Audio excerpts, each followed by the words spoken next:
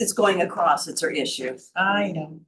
I get it. If I remember it next time, I will try to remember to edit it, and I don't know if it will let me rotate it. I but can I'll check. deal with it, but I'm just letting you I know. will try to remember next time to see if there's something I can do.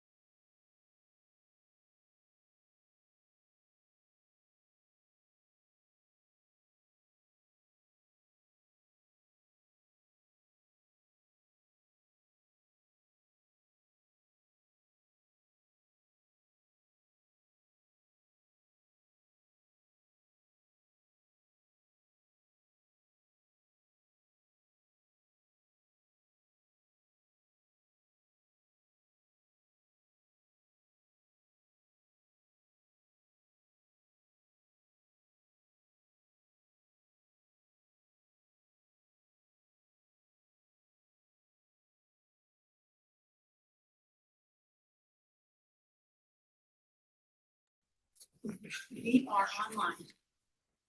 Good evening. Welcome to our weekly now for a bit, Tuesday, March 17th. Happy St. Patrick's Day to all of you who celebrate. And this is our finance meeting, 5 o'clock. We'll call to order beginning with introductions of board members. Jeff Hanley. Joanne O'Brien, Dan Coops. Becky Flutz, Linda Caputo, Megan Carlson, administrative staff. Katie Gould, Superintendent. Andrea Dish, Business Manager. Terry McGuire, Director of Technology. Angela Hardy, Director of Curriculum. Dave Dostey, Facilities Director.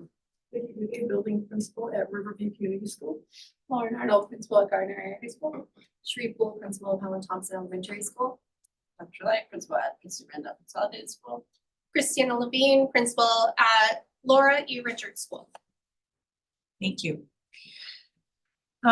We will begin with our one and only agenda item, and that is the discussion of the MSAD11 26-27 budget. Andrea, I will, I guess, turn it to you. Do you want to start, Katie, or No, No, I do not. it's like hot potato, right? you just have it. Okay. Since last week, we have made a few reductions to our budget. Terry, I'm going to project so that people.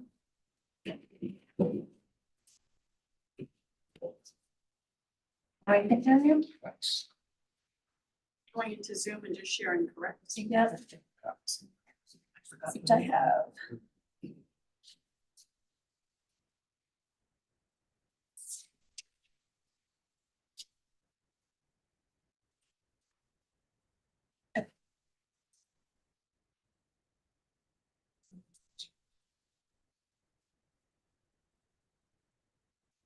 Come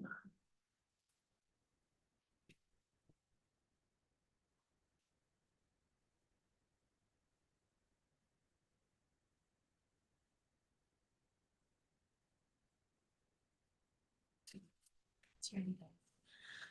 So since our last budget, we have made cuts in the amount of 1,517,861.88.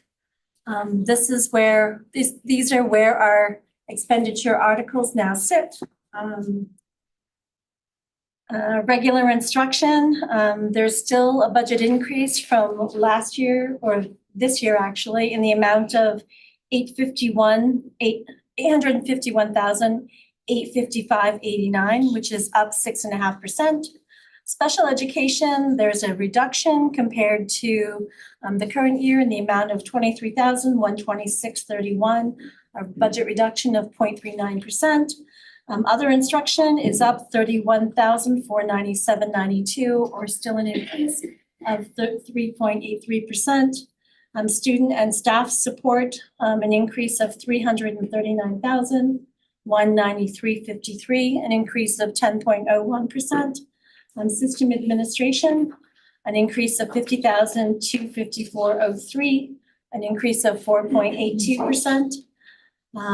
School administration, an increase still of $86,724.76, an increase of 4.65%. Transportation, an increase of $280,889.86, which is 11.21%. Facilities maintenance, an increase of $10,038.08, an increase of 0.24%, and other commitments, a decrease of $11.98, 0.2%. So our current budget is currently up from the current year by $1,627,261.78, an increase only of 4.95%. So if you remember at our meeting at our last finance committee meeting a week ago, I gave you broad strokes of what the increases were in each of the expenditure articles. This meeting, we're going to flip it the other way. We're going to look where we actually made cuts.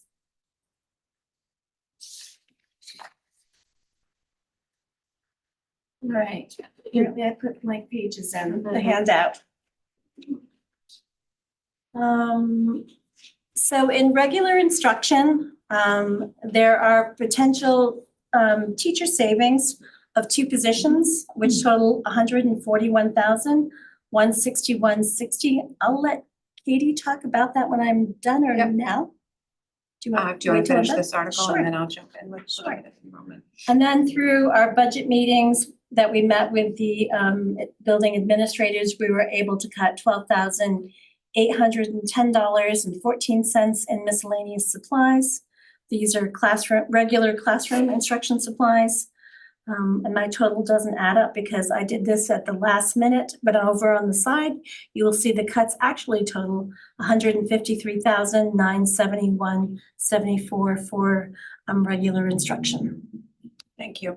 So as Andrea said, we have gone through 2 things. I'm actually going to start with the miscellaneous supplies. She and I together have met with principals and directors. We're still working our way through those meetings. And so we do have more to get to, namely transportation, curriculum. So there's the potential for a further reduction to the miscellaneous supplies coming out of regular instruction. As for the 2 positions, as happens every year, I'm closely monitoring enrollment and having conversations with administrators and as an administrative team, making sure that we are in compliance with the school board class size policy, which I thought that next week we would delve further into enrollment, but I do have our current enrollment from the end of February and our class size policy. Based on our projected numbers at this point, and barring a couple of other factors, we are looking at a reduction of 2 positions. And we still have students signing up or students being placed at the middle school, but we have looked less at middle school than we have at those elementary numbers by grade level. And we have course signups at the high school finishing up. And so the conversation around enrollment will continue. Obviously, we're looking to cut where we can without staff reductions. However, we'll be looking at staying within class size policy across the board. Joanne? So we don't know yet which schools are losing the 2 positions, or are they definitely elementary? Those are elementary positions and potentially kindergarten positions based on numbers that we have right now. And those preliminary conversations have happened at the building level. We are using our current pre-K enrollment numbers. We're using our projected enrollment based on CDS names and rosters that we receive. And those numbers are fluid. We don't, yeah, so it could be a case of we're losing 2 positions on the elementary level. We've also had a bunch of resignations and retirements. So people might be moved around, not necessarily riffing anybody in particular. Correct. At this point, I'm confident that we will have 2 positions that can be reduced, and we certainly have 2 openings. And so if that remains the case, then we wouldn't necessarily have people out of jobs. Does that answer your question, Joanne? Well, I was gonna say, I saw all the resignations. I don't know what necessarily the levels are, so I didn't know if we're gonna be replacing, depending on, I'm sure you have to have a different certification for high school than you need for elementary school. So I just wanna kind of confirm we need bodies in classrooms, adults. And that's what I'm really concerned about. I don't wanna be losing people or really making it difficult for people making changes from schools to levels and whatever that are very disruptive, not only for the teacher, but also for their previous students. So that's it. I know what it's like to have to do a whole new curriculum because you've moved or have different classes than you have had before. I think it's going to be kind of hard based on the reductions that we're looking at, not to have some displacement, people having to Move make around. changes. So, you know, we're looking at a $3 million increase. So there is it's fair to say that there is going to be some level of Disruption. change. Yeah. You can't cut what we're cutting without avoiding disruption or change. Change is a better word. I like change. It's a euphemism though. Yep, so. There's good change in there.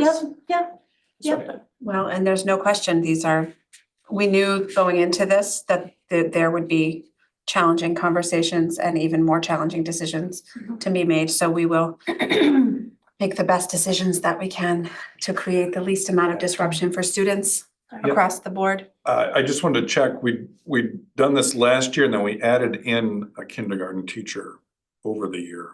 This is a really cautious, Okay, or this was a really careful decision and wouldn't be on the list if there isn't the serious consideration and ability to reduce. Again, I use specific grade levels because that's what our enrollment looks like, and that's certainly published on a monthly basis. Yeah. And so it's with confidence that we can reduce based on projected enrollment 2 positions.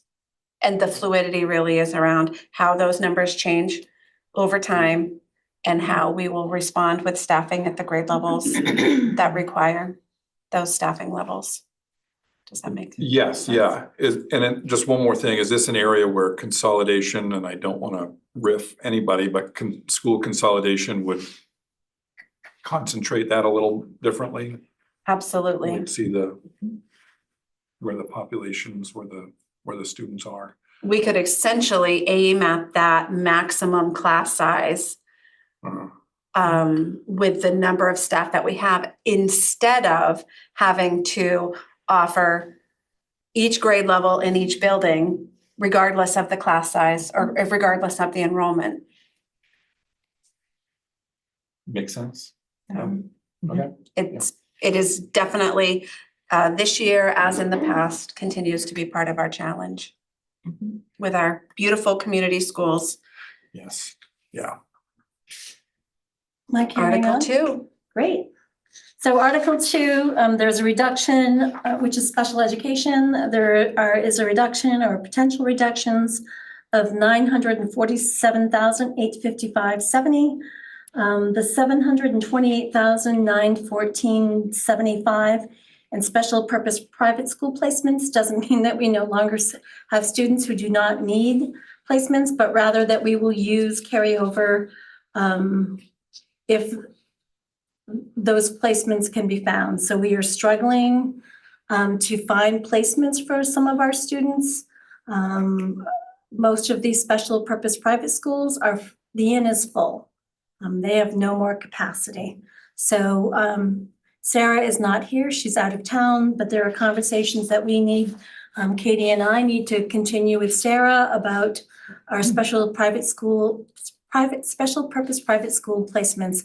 And those conversations seem to change almost weekly based on people coming and going and IEPs. So it's an ever evolving conversation, so. Yeah, and part of that fluidity, I'm not sure that's the best word, but it is an ever-changing situation and we're getting new information by the day. And one of the other steps that's in place currently behind the scenes is that our director and some building administrators will be visiting some of our incoming students if they're currently placed, to determine whether or not we as a school district can meet their needs or whether we'll continue to support the special purpose private school placement. And that's a regular part of this process with big implications for the budget. And just as a reminder, there's kind of two things going on. There's our budget and then there's our CDS students who are coming in. They are not included in this budget. Right. CDS funding and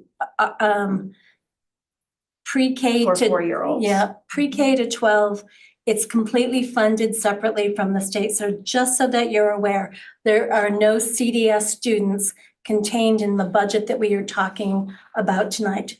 Those are additional students who we are told will be funded 100% by the state. So that's a different conversation. Do you have anything to add? At the risk of muddying the water, we do have two populations of students that we will sometimes use CDS to describe. We have our 4-year-olds, that's separate, that's cohort 3, that's fully funded. And then we have our kindergarten students. And that we are responsible for our kindergartners. That is not part of cohort 3. So you'll continue to hear CDS as part of our regular budget work. And we've got the 4-year-olds covered under cohort 3 participation, fully funded, and our kindergarten students, locally funded. When you meet with parents and families about our ability to perhaps meet the needs of their special purpose private school student, is that met with welcoming ears from the parents? Have we ever done that? Yeah, it's a team decision. And so we don't ultimately make that decision. The school comes to the table, the parents come to the table, CDS comes to the table, representation comes to the table. And there's a conversation about progress, current needs, and programming implications. And the team determines what's in the best interest of the student. And so typically that's a positive experience. Okay. And it isn't a time when the group comes to the table with any surprises. Just want to be clear Should be, about that. yeah, And a it- collaborative. And most often it's because we're unable to provide the programming that the student needs within the district, Yes, right? yes. Oh, I did know that. I just Yep. didn't know if we, Yep. when we try and disrupt that, how does Yep. that, how does everybody feel about that? Yep. And I have included special purpose private school placement conversation to be Mhm. included for next time. Sure, perfect. Joanne has a question. Yeah, in taking a look at the requested budget summary, under say, Laura Richard School, we have salaries professional pre-K. Is that, That's regular instruction. that's That is- regular Right. pre-K instruction? That is That's not, 4-year-olds No. that are just in pre-K? right. Okay, But Um, not special education services. right. so the next reduction that we were able to make after conversation with Sarah are 2 unfilled special ed positions. One in the amount of 87,425.01 and one in the amount of 91,864.55. Neither of those positions are currently filled, and Sarah is confident that she can reduce those. In addition, in special ed, we were able to reduce supplies by 39,651.39 for a total reduction of 947,855.70. And as I stated, the SPPS placements, that's an evolving conversation. But as of this moment, that's what we're looking at. Sorry. So, I've no, got- you're I've got fine. loads of questions. Okay, so, is that just salary or is that salary and, That's salary and benefit. and benefits Right. together? Okay. Yep.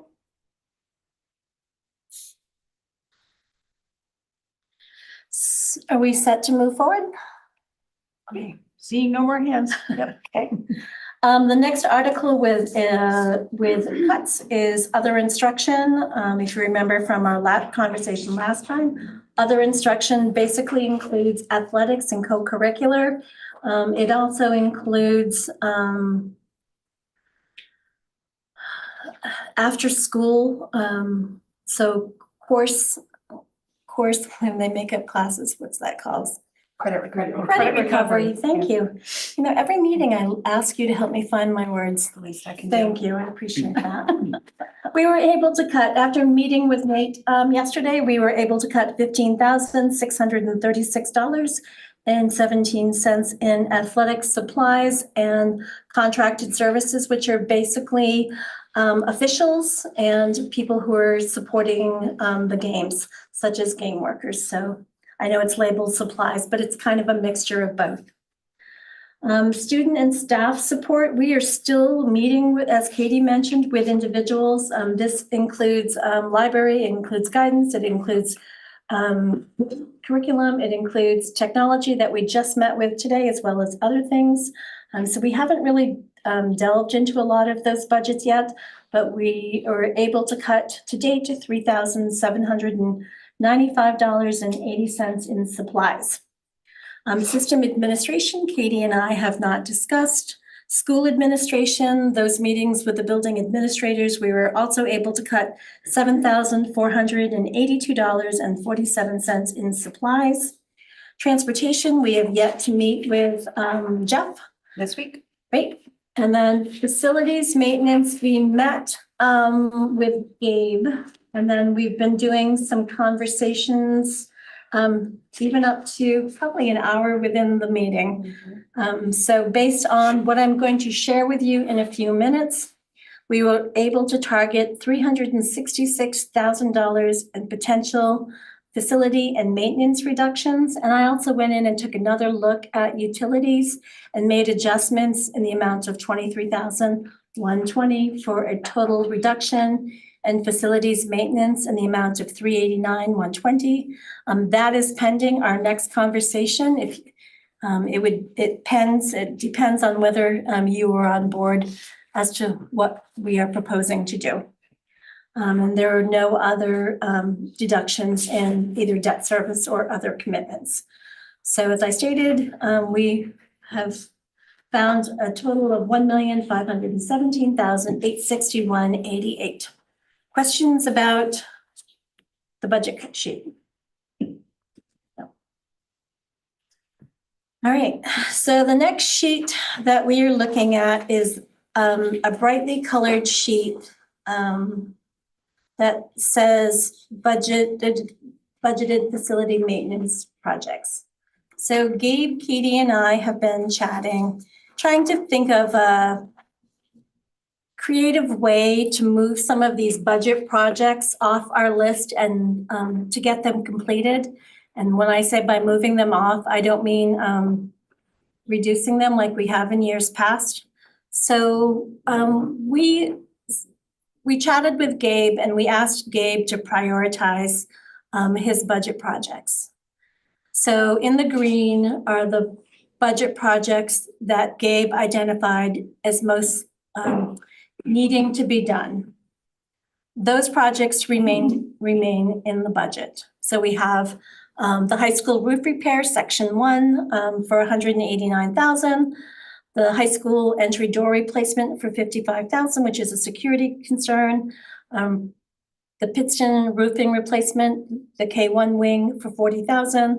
The high school gym wall restoration, and both Gabe and I were holding our breath last night with the high winds that we were having, because every time we have those southerly winds, we have problems at the high school.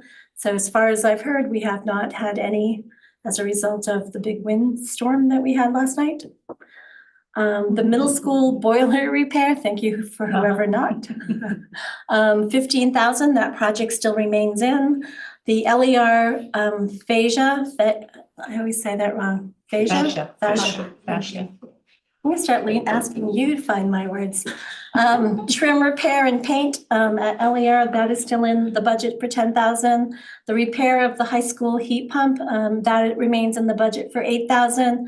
The high school door security controls, after discussion with Gabe, we left in the door controls, much like the new door controls that we have here at the high school. The other part of the door controls for the remainder of the district sit in the reduction pile, but $20,000 remain for the high school. They are going to be our school guinea pig, so to speak. And the Gardner Regional Middle School roof, I think is it single 7th or shingle 7th? Yeah, 7th grade. Okay. That still remains in for $48,000. Those projects total $410,000 and remain in the budget that we are proposing. The next section, the blue section. So here's where the creativity comes up. These have been removed from next year's budget, but we are proposing spending down any carryover in Gabe's budget to zero. So there would be no carryover rolling from the facilities maintenance. Instead, we would use anything that he had remaining to complete these projects in the current year budget. This is all pending whether or not he is able to get those projects completed by June 30th. Okay, so this would, it's pending on that, and it's pending that there's still, how much? 198. $198,000 remaining in Gabe's budget. And I glanced at how much Gabe typically carries forward at the end of the fiscal year that goes into carry forward. So I'm hoping that we have $200,000 remaining in facilities and maintenance to complete the following projects. Elementary schools carpet replacement. I think there's carpet at all 4 schools. The high school roof repair 6A restoration for $25,000. The Gardner Regional Middle School door replacement for $20,000. The high school insulate panels for $15,000. The LER seclusion room for $8,000. The Pittston siding replacement for $20,000.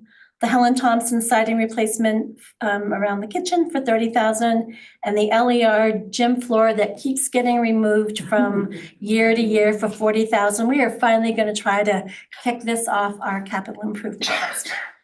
So I mentioned to you that I am going to cross my fingers that we have $200,000 remaining in Gabe's budget at the end of the year. We also have a few projects that Gabe has still yet to do that were budgeted for this year. However, in the event that we ran his budget into the negative, the school board would need to make a transfer from one of the other articles into facilities maintenance. So that the expenditure article is not in the hole. You have a 5% ability to move things from expenditure article to expenditure article. We try not to do that because that's what the voters have voted on, but we are hoping that since we are removing projects from our capital improvement plan, some of which have been there for a while, that they would understand the need to transfer some of those funds from another article. Questions about anything I just said?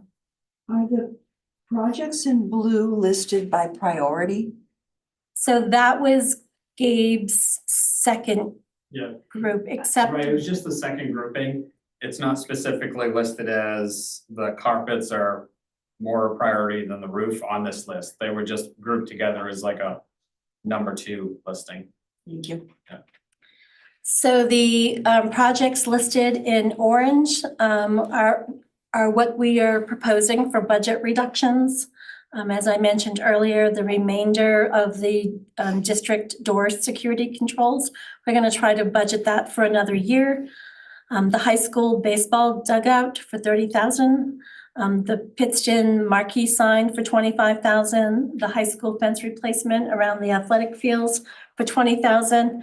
The transportation office, the carpet replacement for $10,000. And the central office window preventative maintenance. That project was scheduled for $8,000. Those cuts actually total $168,000. That would be the orange section. The window, was that the one that fell on someone? It'll be fine. We're fast. We have fast That reflexes. window will remain closed. Yes, I have not, Preventative. I have not opened that window since Noreen left. It does not get opened. And as you all know, we tend to, out of necessity, kick the can as far as these projects go. And so we would not be striking these projects that are in the orange color coding, but we will just postpone. We will kick the can with the orange projects, or the projects listed in orange. So while this will reduce the amount of money that we have going into carry forward, I think it's also important that we take care of some of the projects on our list. Some of them are security issues, some of them are just preventative so that we don't have issues. Gabe, do you have anything to add? No, I mean, it will be difficult to get them all done. I mean, it's already a tight season for summer. And, you know, we just can't go into the school and close down the whole gym and do the gym floor and not have phys ed class. So it is tough to get them all done. I will do my best and to get contractors lined up. We need to be creative, that's all. And these projects would need to be done by June 30th in order for us to be able to pay for them out of, you're talking about the projects in blue, out of this year's budget, so. Can we get it started and have it continue through the summer as long as we have a contract, or where they have to be finished? In order to expend things from this year's budget, they need to have happened in this year's budget. So there is no wiggle room there. So then basically it comes down to who can we get in And to do this in the time frame that is available, correct? right, so I'll start talking, I mean, in 2 of the categories, there are door replacements. So there may be a potential where I might be able to get all the doors done prior to. And so maybe shifting a project from one to the other potentially. From a blue to, Maybe, so I mean, we just had pretty much this discussion in like today. and trying to do all this, and so it's been pretty last minute, so until I can talk to some contractors. To see really which ones they feel we can get done, we'll, again, we have to try to think out of the box and be Yeah. creative and. The problem is that we've had so many difficult budget years. I mean, we talk about a tree, we've already skimmed the bark off, like there is nothing left. So we're constantly trying to think of creative ways of getting done the things that we need to do without affecting instruction and without affecting students.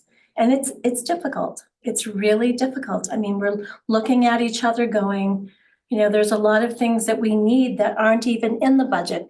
As I mentioned earlier, the only position that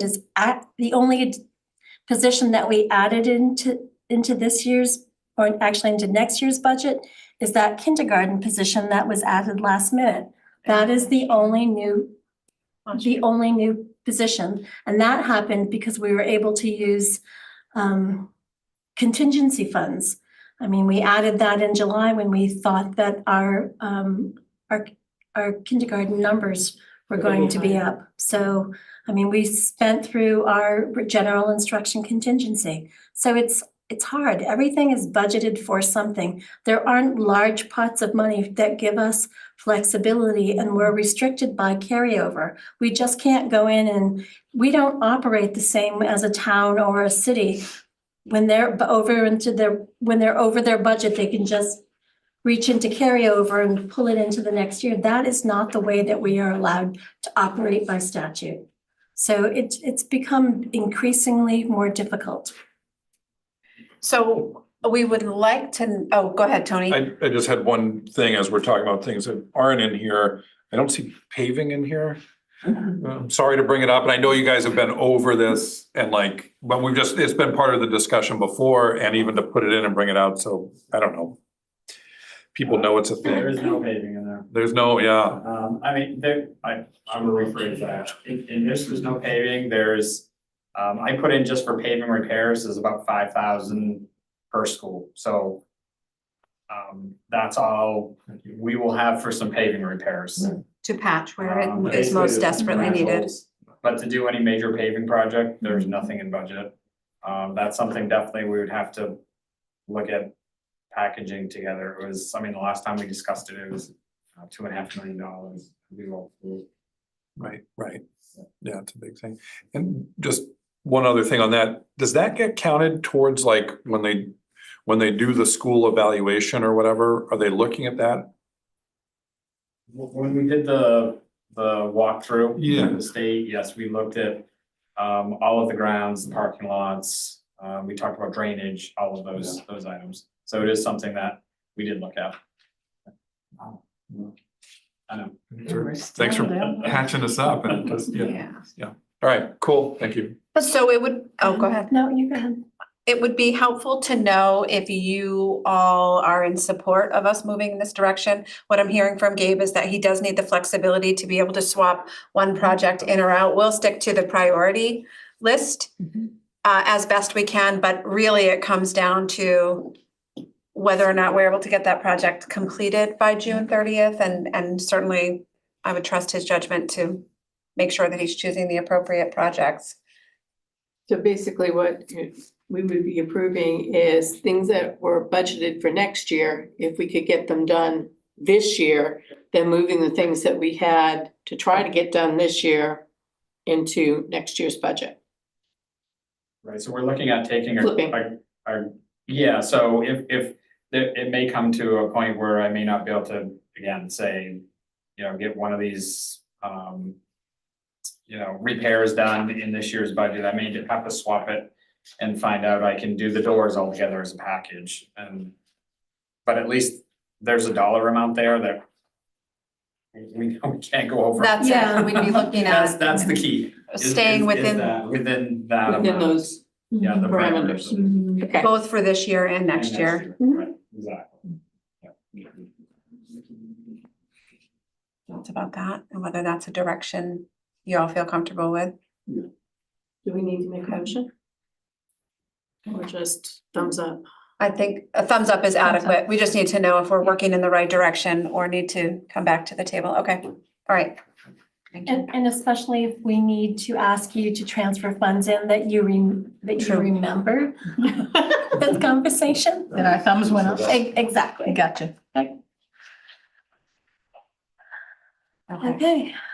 The last document that I have is on white paper in here. Is the preliminary increase to the 4 communities. Based on the new budget figure that I shared with you. Sorry. What you don't see is on my screen, I have a lot of black boxes that I can't seem to move, so I'm struggling to go back and forth between.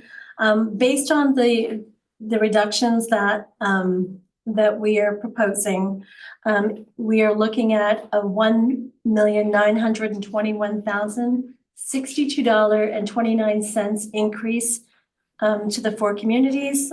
Based on this budget, it would be about an $805,000 increase for Gardner, which would equate to 15.74%, 387,000 and change increase for Pittston in the amount of 12.59%, 138,000 and change increase for Randolph, which would equate to 10.87% increase, and a 589,000 and change increase to the town of West Gardner in the amount of 12.94%. The overall percentage increase is 13.7. Questions? I just wanted to share one more thing since it was brought up at a previous budget meeting. I am in the process of, since it also affects budget, I'm in the process of completing our SRRF main bond bank application. And I just wanted you to be aware that because of the amount that we are borrowing, we cannot borrow the $76,638 for more than 5 years. So that would equate to about a 15,000 and change annual payment for 5 years. The good thing is that I had already budgeted 15,000, so I only needed to tweak it a little bit. So I just wanted you to know that we had said 10 years, but it's actually 5 years because of the amount. And that's already in here for the air quality. It is already in here, correct. Questions about that?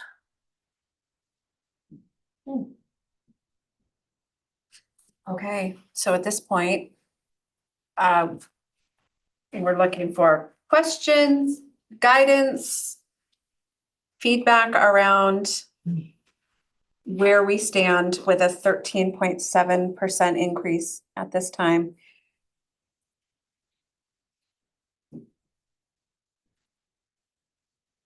A little high. I think we would have a very hard time getting it to pass at this point. And I'll be honest with you, I think we have to look at things that are not the primary purpose of schools, which is education. I think we're gonna have to look at some of the other extras, as in extracurriculars or sports or whatever. And of course, I'm sure there are sections that you haven't even addressed yet. So there may be some additional savings in other articles, but you know, I think we really have to take a look at providing as much as we can for our kids, but not sacrificing the education part of our public schools. Personally, I don't know if everybody else agrees with me, but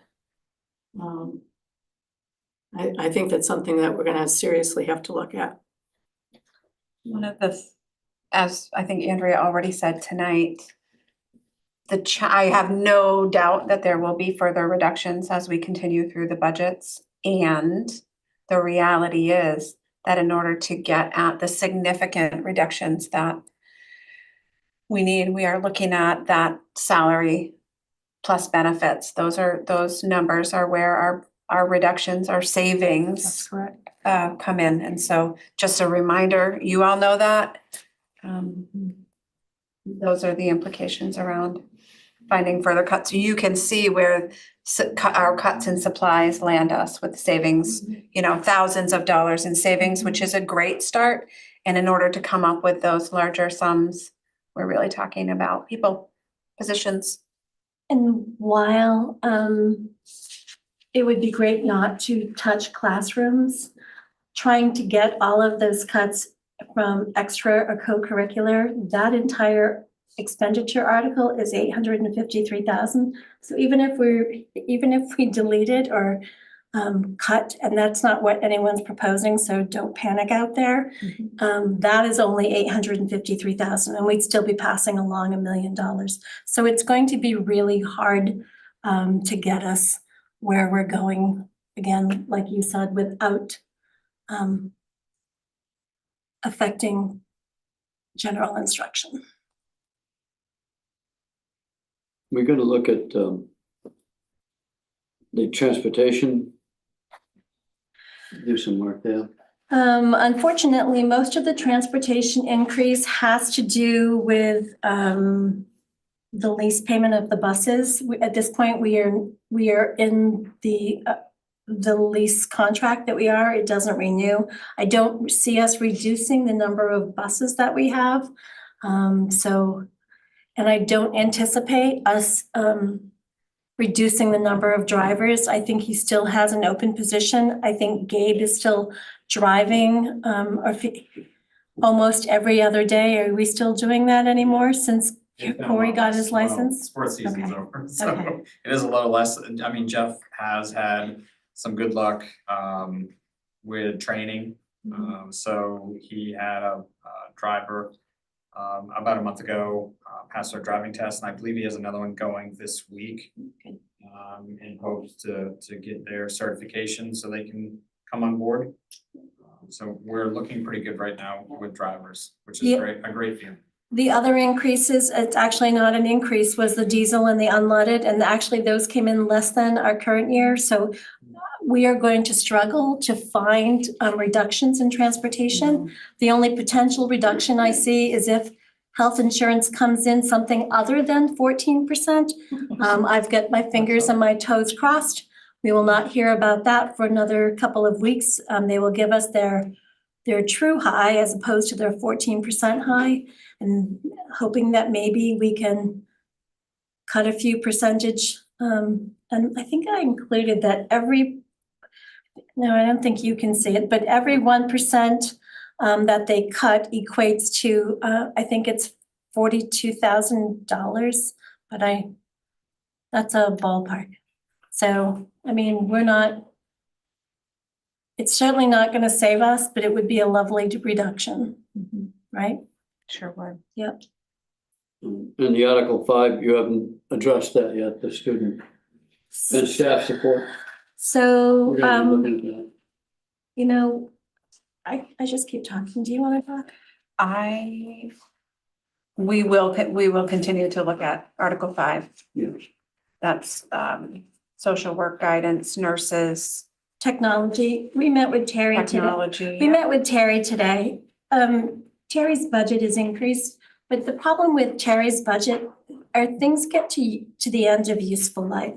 One of the things in Terry's budget this year is her wireless access points, and they are very expensive, but we need them. Without them,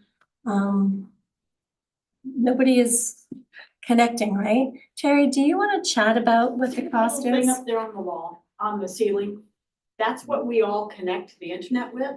And those little rectangle things on the wall, on the ceilings, are end of life.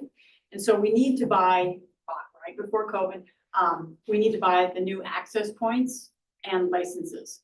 So that's in the budget, and in my opinion, if we have to cut everything and just get that, so be it, that's what we're gonna have to do for a year.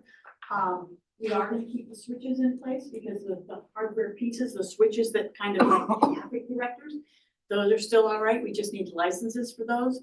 So we're gonna buy the license, but keep the hardware in place. But our priority for this year is actually being able to connect what we have to the network. Jeff, when she first said it to me, I couldn't figure out what she was talking about, but it works kind of like Windows 10 and Microsoft. When Microsoft decided to make Windows 10 inoperative, everybody who was on Windows 10, if your device couldn't upgrade, you're basically out of luck. And that's where we are with those. It's not that they do not function, it's just that they're based on, is it software, Terry? Think about it this way. If you have a laptop and you get to, so you can't keep upgrading it, you just open yourself up to all kinds of security issues. So even if you could keep using it, you're just like a sitting duck waiting to be hacked into. And so really those access points have to be updated. These instruments only related to this building? No. There's 187 of them throughout all the buildings. So basically, it's like secure access nodes. You, If you didn't have that, your laptop wouldn't connect in here, your phone wouldn't connect, nothing. So the kids' laptops, the teachers' laptops, what gives you the wireless access? And it is hardware and software that is needed for those. Correct, And they were all bought at the same time, so they're all, yes.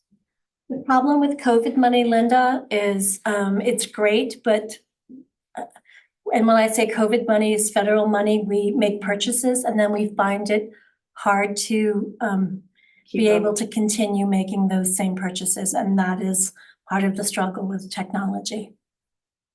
It's like the gift that keeps giving, because we keep, in every conversation, it reveals a layer from that far back. Very- My question actually is for the administrators, because we haven't looked at staff student support. And so my wonderment is, are your social workers and supports underworked? And the behaviors that you're seeing in the classroom, do you need the existing amount of support? I'd love for you to weigh in on these kinds of things, even though you haven't looked at those for cuts yet, but you're the ones that are experiencing the behaviors in the classroom, the need for social workers, the need for extra supports. So would you mind helping us through that? And I can start, if we go back to the state of the schools, if you look at the elementary presentation, ours was the majority of ours was on the social emotional needs of our students and explaining what those needs were. My social worker never sits. She's on the go all the time. And if she gets time, then she's trying to pull the kids she's supposed to see on a daily basis, but it's social work is very much needed and they are not underworked at all. And like I said, I think at least on the elementary, our presentation was around a lot of that and needing that support. Thank you. Next school, ours are consistently busy throughout the day with very little downtime, and the needs of the students are higher, I think, than we've seen for mental health supports. And between administrators and social workers, we're right out straight all day with student supports for behavior and mental health. I would echo that too. I mean, in a perfect world, I would have more guidance counselors and social workers in my school. Similarly, and we haven't been able to fill the special ed position at Pittston this year, and so the funds were moved to LER. And our social workers 2 days a week, and I think filling those positions for next year would just not even maybe touching the surface of the iceberg of needs of the building. Yeah, I wish she had more hours in her day to be able to get into more classrooms and do more whole group work around SEL, but that's just not our reality right now. Her day is extremely full. And I know the acronym SEL is pretty unpopular, but it's a thing. And I look forward to the day when we don't hear about classroom behaviors like we do, and where kids come to school ready to learn, fed, and where they can sit in groups together and be humans together. But my understanding is that we're not there. And back in speaking to SEL, I keep going back to that presentation, Yeah. we explained. And I think we got it through to the board pretty well. I think they had a different understanding than what might be out there. as a bad terminology, SEL. I think we explained what it really meant and what it really looks like in a school. I mean, we have true needs. Our students are coming with some pretty significant backgrounds that need a lot of support in the school system just to make it through a class period, much less a day. Not only are they working with individual students, they're doing a lot of group sessions and working on different skills. Yeah, skill building is a big one. They come to school not understanding how to be a student, how to work with others. So you're right, it's more about skill building and giving them the tools so they can be successful at school and hopefully then can be successful in their workforce. Because right now they're coming in and they would not be successful moving outside of the school building. And I'm sure there's also a significant period of time just for paperwork What? and documents, everything I that's don't mean to going laugh, on. but yes, the paperwork that falls on us. That is definitely the aftermath of everything that happens during the day. The paperwork never ends. That's just I believe I know the answer for this question, but I'm gonna ask it so that it's out there. Is this behavior issue specific to Gardner? Yeah. So it's nothing that our teachers are doing wrong. This is going across socioeconomic realms. It is in every school, from the poorest to the most enriched. This is just our society in general. I don't want people to think that we have grown this in our schools and That we're we're doing special. something wrong. If you speak to other administrators in other districts, which I'm sure a lot of you have done, it's a common I thread just want to right make now. that clear in case someone's listening, that this is not our problem. This is It's everywhere. it's statewide and if you look at it, it's nationwide. Right, When it's you true. kind of look further. So yeah, very good clarifying that it's not Gardner. It's not a Gardner issue. It is a systemic issue that is falling on schools because we see these kids on the most regular basis. So we're the ones picking up the pieces of whatever is going on, I mean, it's like an onion. You're peeling back layers. There are so many different reasons. You can pinpoint one student and that is not the reason why the other student is. So it's not like there's one specific thing. There are just a lot of different issues going on. And because we're the ones who see those kids on a regular basis, we're the ones who take the brunt of it and are trying to teach them those skills. So yes, we're supposed to teach them reading and writing and math, all of that, but we spend more time teaching them how to learn how to be productive. And then we try and get the academics in, and then we try and get our test scores in. Right. Beth, oops, I'm sorry. You mentioned that you had an unfilled special ed position at Pittston. Before something people misunderstand, I just want you to know that is not one of the position cuts that we are talking about. So I just wanted it, before anybody started to worry, which positions we were talking about, not the Pittston position. And we Great also to hear. just Thank add you. that we also have spur wing support and kindergarten help. Does anyone have that? We have Spurwink that we're recently able to find and hire somebody there. So we have started Spurwink about 3 weeks ago, which is So great. those are positions we don't pay for. And we have like a contracted agreement for them to use our space so they can have access to the students during the school day. And when we have them, their schedules are completely full. On top of the fact that we already have staff. And so it's just another illustration of trying to use our resources creatively, accessing community partners who can provide similar services, and recognizing the need is really high. And I would say, just for clarification around the social worker, guidance workers paperwork piece, it's different for a school-based provider because they really are helping to inform student plans as part of the broader school team. What I have never observed is a social worker behind closed doors in completing paperwork, or guidance counselors getting, designating a block of time for paperwork time. It's different in the public school setting. So our Spurwink providers will have, they're not ours, but our partners, our Spurwink provider partners will have a billing component that our school-based providers do not have. And so they're really boots on the ground, on the move, and working with students from the start of the day to the end of the day. Again, that paperwork piece does shift to administrators and case managers who are modifying, reflecting changes to the plan, and the social workers certainly inform those changes. But the heavy lift. IEP meetings at all?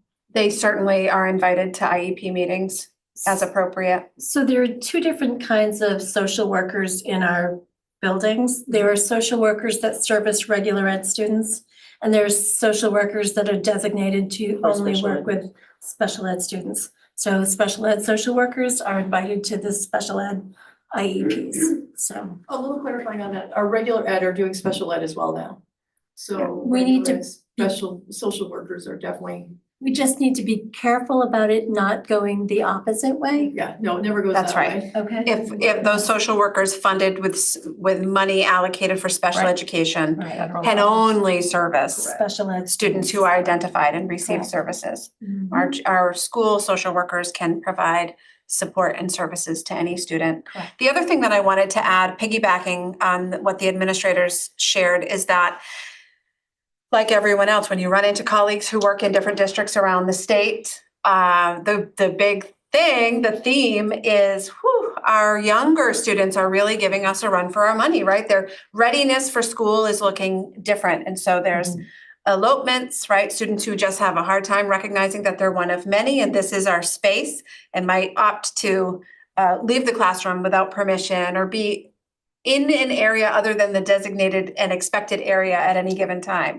or some hands-on behavior, or that, what we'll refer to as some of that social emotional learning is that like recognizing like my body really needs to move right now. And what I can do is go into the calming corner or ask my teacher for a break. That really gets at that self-awareness and how we teach students at a really young age how to advocate for what they need. And when the theme continues to be that though we see behaviors across the board, across grade levels, in those earlier years, it is a great support to have lower class sizes. Oh, yes. And so that really complicates the decision and the necessity to adhere to our class size policy that you all set. Yeah. Which is fully supported. It is challenging when you've got a larger group of students and many present with some of those big needs. And we've got awesome families who want to partner with us and they show up. And sometimes the conversation goes, yeah, we don't know what to do. We see this and this and this at home. And it isn't a blame game, it's a partnership game and or partnership opportunity and a collective effort to help that student sooner than later so that we can get to the academic pieces and making the most of those social opportunities. We've got to get to a place of regulation and that's tricky. Those supports at that age is essential because by the time they come to us, the impacts of not having those skills affect their whole lives, because our job is to get them to be functioning members of society, to hold down a job, hopefully to further their education. And if they don't have those skills, by the time they get to us, the impacts are a lot higher and a lot more consequential. And that's why athletics and extracurriculars like drama and theater are so important and so valuable. Because in those places, you not only learn how to play a game and become really good at that game, you also learn how to be a teammate, how to put others first, how to respond when you lose. It's just how to follow rules, how to accept the rule when you broke the rule. It's all about learning. I do have to say one thing for the general education teachers is that coaches have much more control over their team's behavior because the kids want to play and they want to be there. Absolutely kicked out. Not all kids want to be in a particular classroom learning something, and those ideals of what they learn don't always transfer into the general classroom. And I've had discussions over my years of teaching with kids in sports saying why they have to play a game when they should be in detention, and They give me all the things that they learn from sports, and I'm saying, well, then how come I don't see it in the classroom? So I'm glad you said that, because most of our coaches are teachers. And our belief as this board has been, as long as I've been here, that athletics is an extension of the classroom. And so we do have things in place that if your behaviors aren't right, if your homework, if you're not caught up on your homework, if you're Lauren, Yeah, tell I can us. speak to that. I mean, we are very lucky that this community, we have a strong amount of staff that are coaches. So if you are having a behavior in your classroom as a teacher, you have staff in the building that are their coach, and that's a resource. We definitely have very strict expectations that allow you to participate in those sports. There's eligibility, there's behavioral expectations.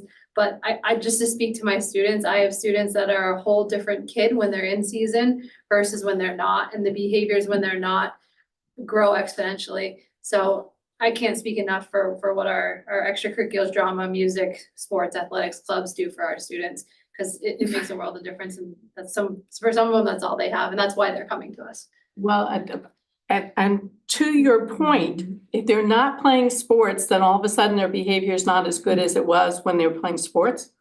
In some cases, yeah. Then I think that what they're learning is that if they want to do the sport, they have to be good at that point, and they don't have to be good when they're not playing the sport. It is reverse motivation as far as I'm concerned. And I'm speaking as somebody who did sports in high school and was in drama and did speech and debate and did all kinds of other things. Your book, but I can tell you as a teacher, if you have a teacher who is a coach for your team, they're not going to have the same problems as a teacher that isn't coaching that student. It just doesn't happen. And I've talked with coaches, and I've gotten some incremental changes. And then, like as you said, when that particular sport is finished, I go right back to the behaviors that I was dealing with before. So I think we have to be careful when we say the only reason that they're coming is because of the sport or the activity, because that's sort of the flip. This is supposed to be a privilege based on doing your academic work. And I think we need to kind of set the goal that sportsmanship and teamwork needs to be 24/7, 10 months of the year, not just in the time that you're in the sport. Because even when we were taking a look at eligibility for sports, it was pretty loose and goosey in terms of keeping up your academics all year long to play sports the following year. There's lots of grace periods and time to move up and all kinds of other stuff.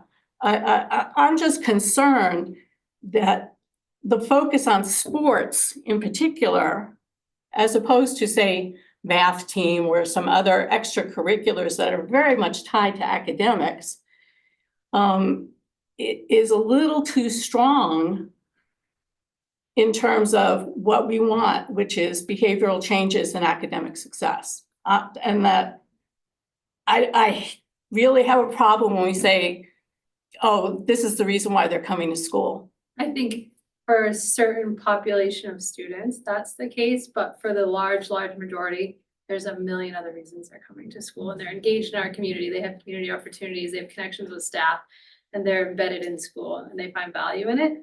I was talking about like a very specific population of students. And as always, throughout this challenging process, we will aim to strike a balance so that we continue to provide as many opportunities for a diverse student population as we possibly can while meeting the expectation for the bottom line. Absolutely. I want to say something that I've said before, and that's, I think the general public is looking at, why do we need all these social workers? Why do we need all these guidance? Because their experience, their thought of school is how it was when they were there. It would be wonderful, don't get upset, wait till I finish, if we could show them what goes on at Vicky's school. Yeah. We can't, we understand why, but if they had any idea what these guys are dealing with, I think the parents would be shocked, and there would be finger pointing unnecessarily. But I don't know how we get the word out that today's kindergartner is not the kindergartner that they knew when they were in kindergarten, or perhaps their children were in kindergarten, that the world is a very different place. And I don't know how we convince people and maintain the confidentiality, confidentiality.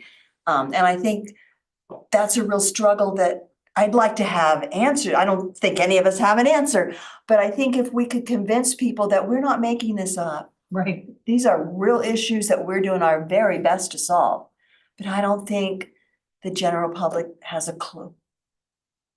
I don't think we have a clue because there may be biological, medical reasons why there are some behavioral issues. If it's across the board, all the way along the line, in terms of developmental delays and all kinds of other things.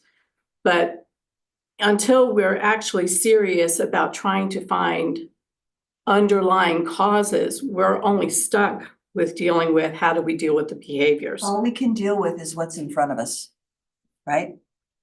And that in terms of our federal government and our state governments, it needs to change. We need to find root causes of things as opposed to just trying to deal with. I think that's outside our domain. Yes. And it's challenging, to your point, Linda, to pull the walls down from, at the We'd school. rather they to- didn't know, but on the other hand, they need to know.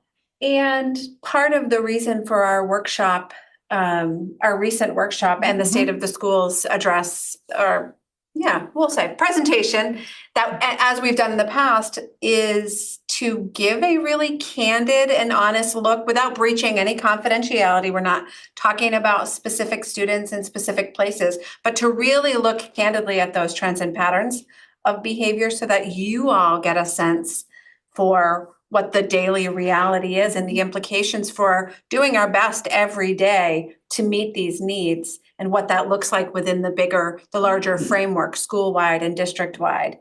And I think it is challenging to convey that broadly beyond. And to remember that it's not 50% of our children we're talking about. Right. It's a very small amount that are frequent flyers to behavior issues. Beyond their control, out of their control, doesn't matter. We have to figure out how to make it work. Correct. Whether it's genetic or whatever, we have to figure it out to make it work. And it's This is a finance meeting and we've gotten into behavioral. Because it's such a big part of our budget. Yeah, well, I know. It's a big part. We're And I appreciate We you might asking be- the question. going into the mud flats that we don't really belong on at this time, but that's okay. The frontline people that you see children that, I know that the kindergarten classes that exist today aren't the ones I was in. But I only know of it because I've dug into it. I think, I don't know why the secrecy. If you're really having this much of a problem in schools with children's behavior, we should make it a point to make it known, make it public, demonstrate it so that the broader population understands what you're up against. Without jeopardizing confidentiality, there's got to be ways to do these things. I mean, even if it's just simply describing vividly what's going on. No one hears it. I'm telling you right now, no one really hears what's going on. It's fair to the So child. Well, we're not talking about specific children. It still doesn't seem like it's anybody's business if a child is in some sort of something's going on. I don't know why we would need to articulate that to the general public. The school is in charge of taking care of the situation and they're the ones that need to know what's going on. I don't know if it would help to be like, oh, Marie was throwing a chair at school, obviously not by name, but like it doesn't, we have people who are explaining the behaviors and the things that are happening. I don't know what good would come from specifics. Well, some years ago, I was at a meeting with Patricia Hopkins and some of the other principals. And this was 10 years ago. And it had to do with drugs. And I was told that the average, I think it was the average second grader had witnessed in the home, 20% of the students had witnessed drug use. 40% of the children had witnessed drug use in the home, second graders. I almost fell over. I couldn't believe it. Then she said, no, actually 20% of them have witnessed a drug overdose. So there are things going on in our society that are wretched. And now marijuana, of course, is legal. And that was long before marijuana was legal. So this, and because the cell phone, second graders use them all the time. What is that doing to their mind? So we're up against a lot, and it percolates into the classroom. I don't have the silver bullet, but I think the best silver bullet is to, as much as we can, is to expose it and demonstrate it and describe it to the general public. And how, Right. what a dangerous time we're in for our children. But I again, remember- I'm here for finances tonight, not child psychology. The only thing I want to add, if I Thank you. could, just on the finance side, is that we have made cuts to guidance, the guidance programs, and we have made cuts to the nursing staff. And just want to be mindful of where we're going. We're already in that direction. I think already hearing some of the elements of where the challenges are. It is tough to get specific because, especially with a population this size, if we say too much, it's going to be pretty easy to start identifying who that is or what that situation is, because people do talk and can put two and two together.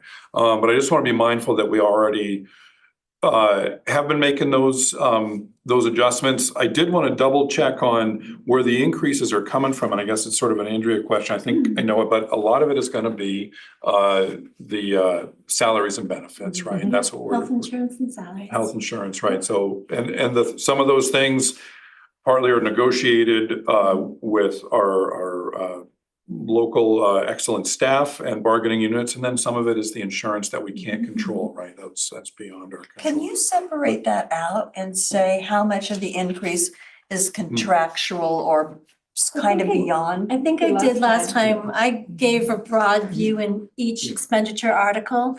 And I remember Jeff asking me, is this contractual? Right, I So remember things that, like yeah. salaries and benefits are contractual.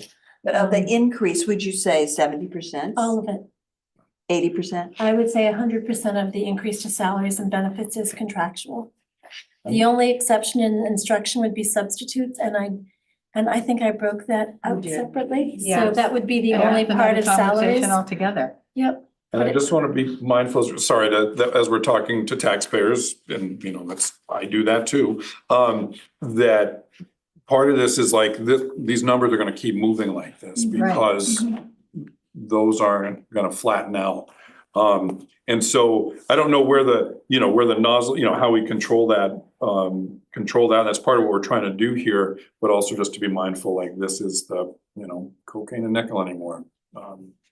The cost shift. I think it puts other pressure on, where is this going to come from and how much can people bear? I did just pay my taxes in Gardner yesterday, because that was the day we all had to. And it was, it's something I planned for, and it's, boy, I would, if I, hate to lose it, and if I found it on the ground, I'd pick it up. I think we're getting a good deal for that. I like what I'm getting for that, and I like what I'm getting from our schools, and I like what I'm getting from our city. Anyway, just recognizing that sort of that cost of doing business, and I do want to be mindful of where that bottom line number is, but also being mindful where those increases aren't necessarily fixed, but that's the cost of doing business. I think one of the things that we have to be mindful of also is that if we keep cutting the supports, if we keep cutting teachers, the teachers that are left behind are going to be taking more sick time because it is just overwhelming. And we're going to be paying for it one way or the other. Because if you have a revolving group of substitutes, even long-term substitutes, it's disruptive to the students, and it's going to be disruptive to their education. And that's why I'm so cautious when people start talking about, oh, well, it's just the salaries and benefits of teachers, general education. You want to keep losing teachers? You want them out more often? Keep taking away their supports. Keep making them responsible for things that they never signed up for.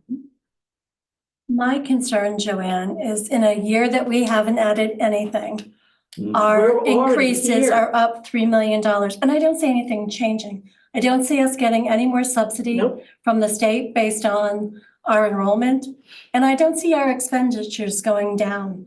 This is our new reality, so we either need to do one of two things. There is no magic bullet for revenue. We can't, other than passing along larger increases to taxpayers, there is no more revenue coming.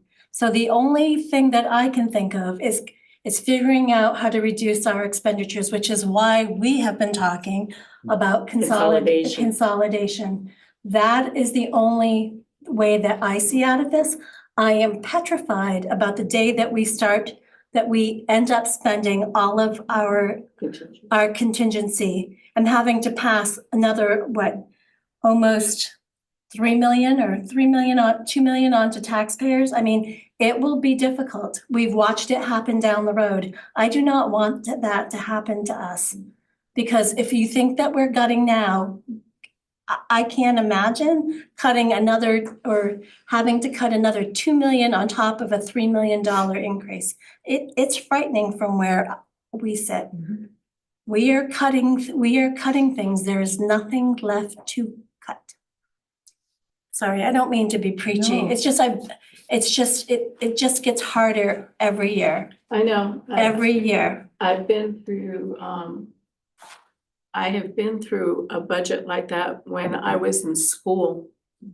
And we had to carpool our transportation budget. You know, if you lived within a certain distance of the school, they were not sending buses to pick you up.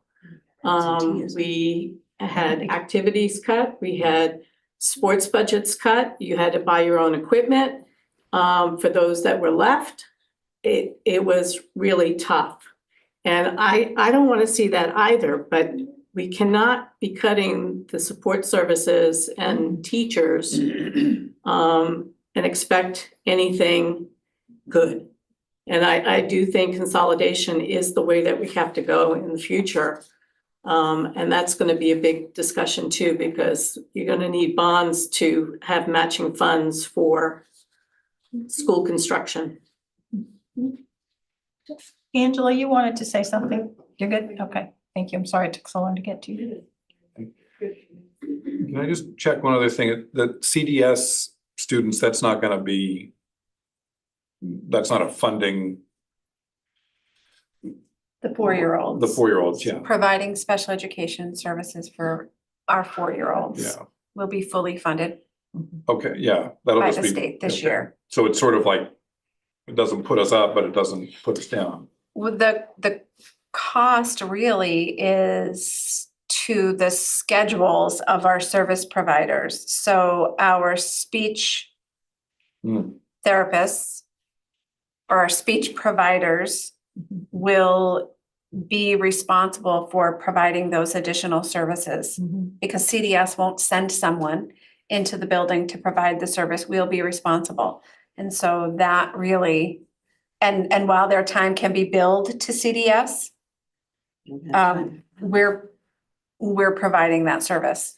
Our providers are Tony, providing the service. It's built in. Those kids will not count on our enrollment. Okay, yeah. The state is siloing, much like a grant, all of those students. They are giving us funds in advance based on the number of students that we have, and we need to account for those expenditures on a quarterly basis. Those funds will not be commingled with our general budget, so they are very separate.